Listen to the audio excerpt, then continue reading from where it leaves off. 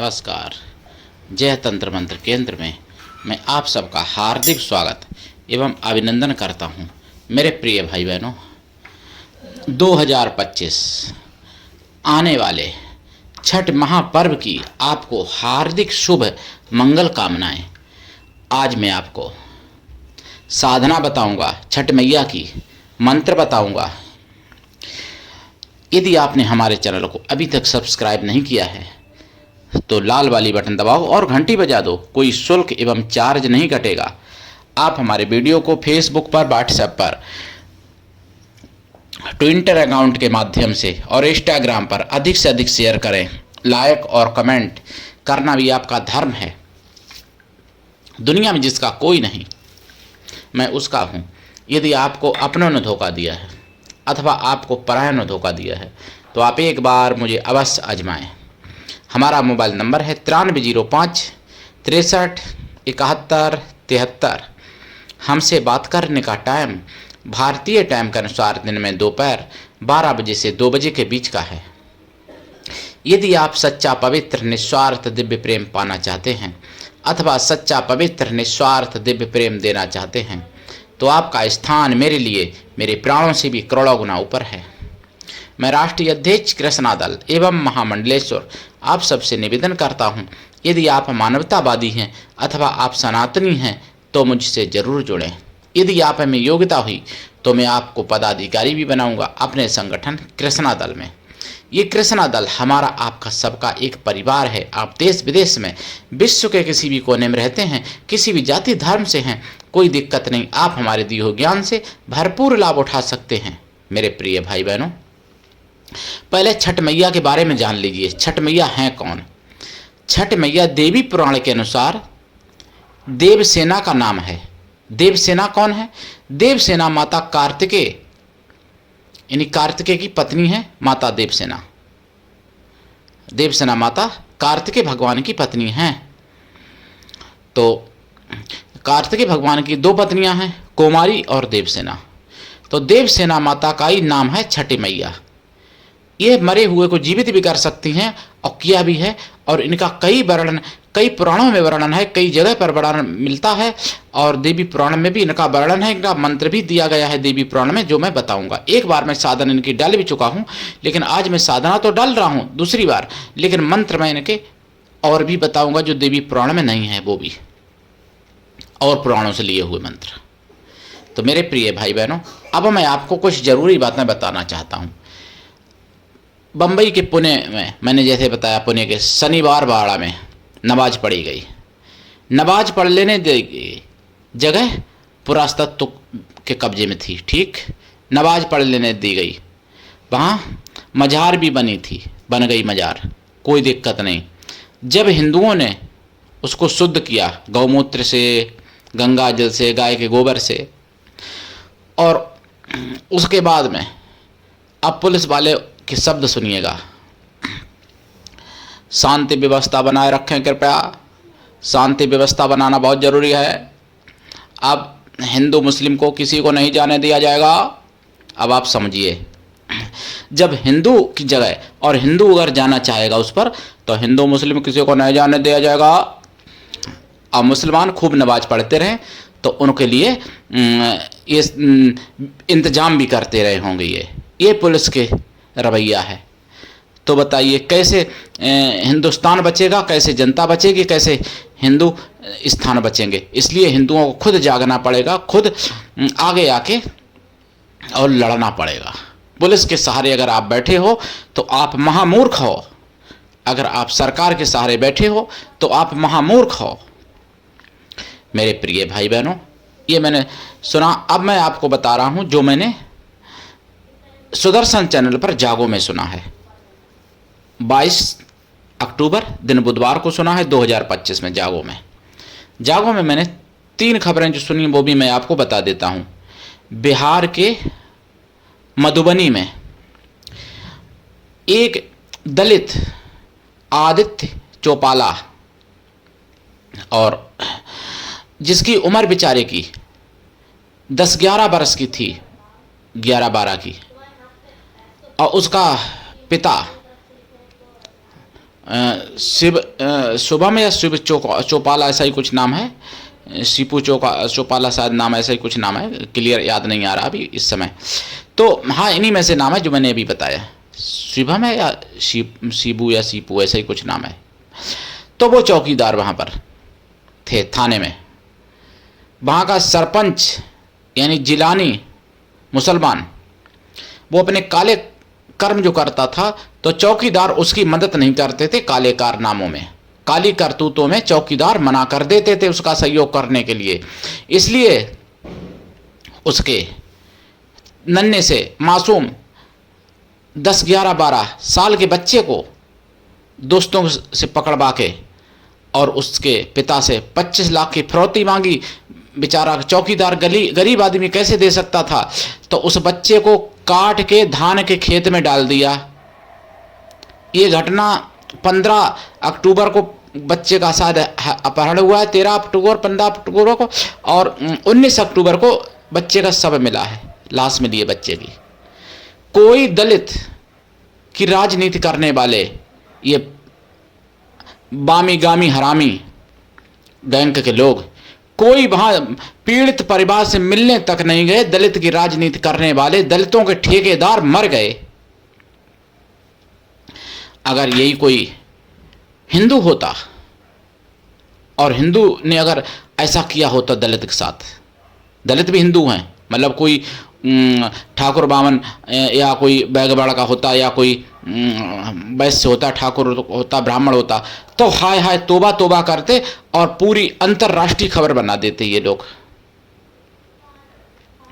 अगर हिंदू कर देता, और अगर कोई हिंदू मुसलमान के अगर बच्चे को मार देता तो शायद है कि अंतर्राष्ट्रीय क्या, ये अंतरिक्ष तक की खबर बना देती है। यानी दूसरे लोगों में भी ये खबर भेज देते, ये आतंकवादी मीडिया वाले दूसरे लोगों में भी अगर इनकी चलती तो खबर भेज देते, लेकिन चलती नहीं है ना।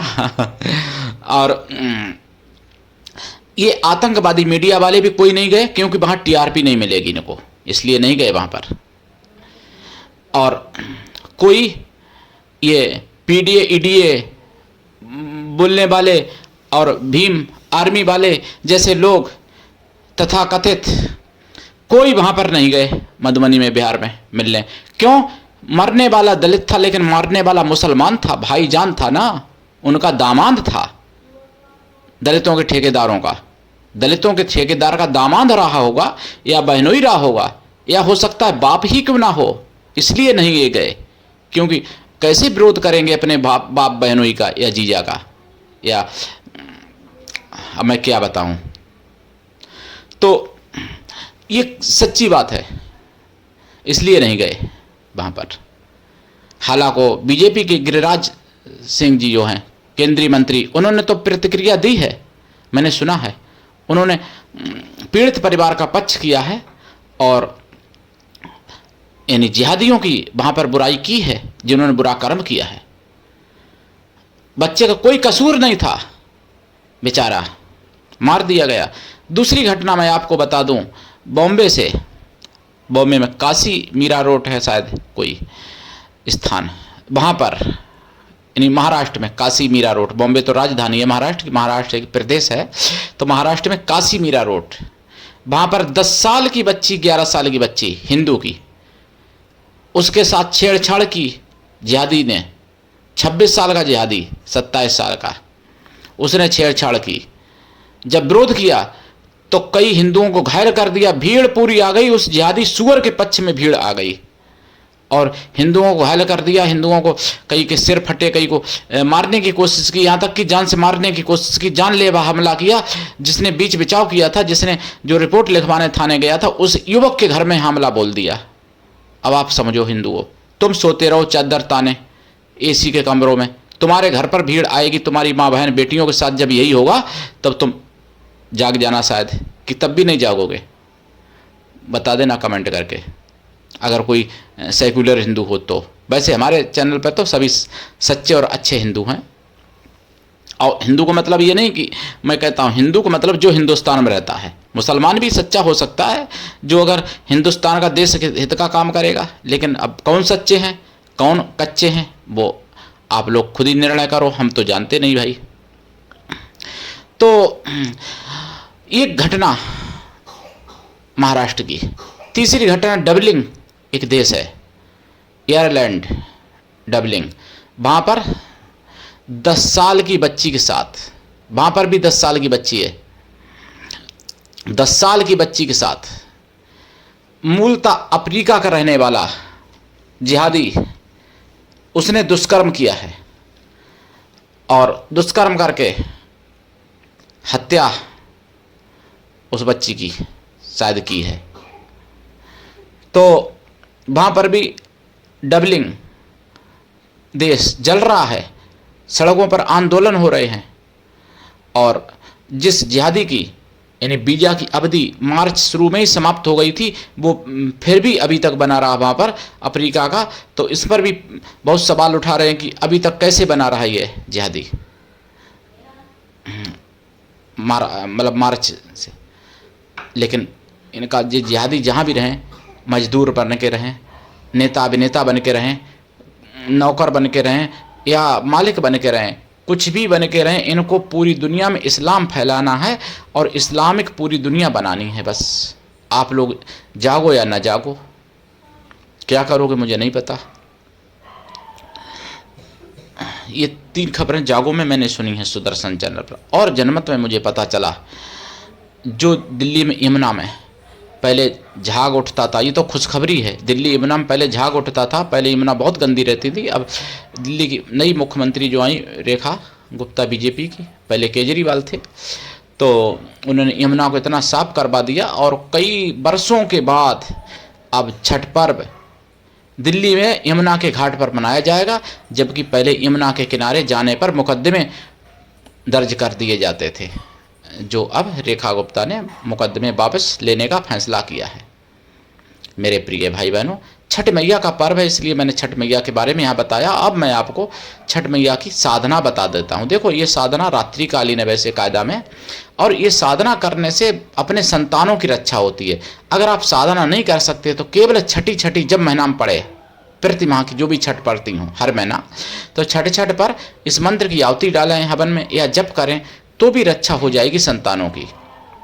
वैसे मैं साधना यहाँ पे बता रहा हूँ। साधना करने से पहले लाइफ टाइम के लिए शाकाहारी हो जाएं। ये त्यौहार बहुत ही पवित्र, परम पवित्र होता है। और साधना काल में ब्रह्मचर्य व्रत, एक टाइम भोजन, भूमि से परम आवश्यक है। अगर देखिए, निर्जला तो रह नहीं सकते कलयुग में, निर्जला रहें तो अति उत्तम, निर्जला न रह सकते हैं, जलाहार रहें अति उत्तम, वो भी कठिन है कलयुग में। दुग्धा आहार रहें, हो सकता है ये। अगर ये भी नहीं कर सकते तो फलाहार करें, फलाहार भी नहीं कर सकते तो एक टाइम मीठा भोजन लें, अगर वो भी संभव नहीं है तो एक टाइम सात्विकी भोजन ले सकते हैं, नमकीन वगैरह, मीठा नमकीन जो भी ले सकते हैं। ठीक, साधना में देसी गाय के घी का दीपक जलता है और खोया की मिठाई का प्रसाद रखा जाता है, पंचमेवा का प्रसाद रखा जाता है। साधना के बाद प्रसाद खुद खाएं, परिवार में बांटें, साधना करें। जाप इनका 1.25 लाख करें, और अगर ज़्यादा बड़ी साधना करना चाहते हैं तो 6 लाख या 16 लाख या 26 लाख या 36 लाख या 40 लाख या 56 लाख या 60 लाख या 66 लाख या 76 लाख या 86 लाख या 96 लाख जाप कर सकते हैं, कोई दिक्कत नहीं। या फिर 1 करोड़ 6 लाख भी कर सकते हैं, 6 करोड़ भी कर सकते हैं, वो आपकी मर्जी। फिर तो दर्शन दे देंगी माता, वरदान दे देंगे जो चाहोगे वो। फिर तो क्या कहना, 6 करोड़ अगर कर दो तो। लेकिन 6 करोड़ 66 लाख, वो 6 करोड़ 96 लाख 96 हज़ार, इतना अगर कर दो तो माता दर्शन भी दे सकती हैं, वरदान भी दे सकती हैं। बहुत बड़ी शक्ति है। अब आप चाहो 1-2 दिन में हो जाए, 1-2 महीने में हो जाए, ऐसा तो संभव नहीं है भाई। हाँ, कृपा मिल जाएगी 1.25 लाख में। तो 1.25 लाख ना करके 1,36,000 जाप करें का ज़्यादा अच्छा है। और जाप करें, इनमें लाल आसन रहेगा, दिशा आपकी उत्तर या पूरब रहेगी। और सूर्य भगवान को जल नित्य दें जितने दिन साधना करें। और अगर नहीं कर सकते तो केवल छठ पर्व पे ही 1 दिन कर लेना व्रत, और जब जितना मतलब 3 दिन होता है ना व्रत, चौथ से शुरू हो जाता है सप्तमी तक, 3-4 दिन का व्रत, तो तभी से कर लेना। तो ये साधना अगर हाँ 2-4 दिन का करते हो तो दिन में भी कर सकते हो, आप कोई दिक्कत नहीं है। सूर्य भगवान को जल नित्य दिया जाएगा जितने दिन साधना करोगे आप। साधना के बाद दशांश हवन करें, हवन का दशांश तर्पण करें, तर्पण का दशांश मार्जन करें। मार्जन का दशांश पवित्र ब्राह्मण पतिव्रता स्वासिनी स्त्रियों को भोजन करा दें अथवा पवित्र ब्राह्मण कन्याओं को भोजन करा दें। कन्या या स्त्रियां किसी भी जाति वर्ण की हो सकती हैं भोजन कराने के लिए, लेकिन वो मन से तन से पवित्र हों एवं शुद्ध शाकाहारी हों। और अगर ऐसा संभव नहीं है तो फिर उतनी गौ माताओं को भोजन करा दें। दीक्षा लेके साधना करें। मंत्र भी बताऊंगा। दीक्षा ऐसे गुरु से ले लें जो गुरु अपने शिष्य से कुछ भी ना ले, लेकिन शिष्य भी ऐसा हो गुरु को सब कुछ दे, गुरु पर पूर्ण विश्वास करे, गुरु के लिए पूर्ण समर्पित रहे। गुरु ऐसा हो जिससे अपने मन की सारी बात कह सकें, अपना सुख दुख भला बुरा पाप पुण्य सब कुछ बता सकें, ऐसा गुरु होना चाहिए।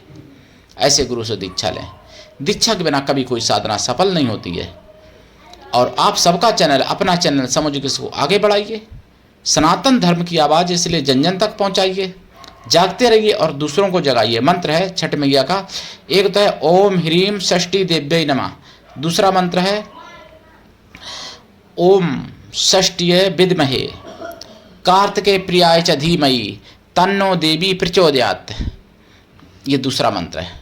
तीसरा मंत्र है ओम नमो भगवती षष्ठी देवी मम संतति देहि देहि हुम फट, संतान प्राप्ति होती है इससे।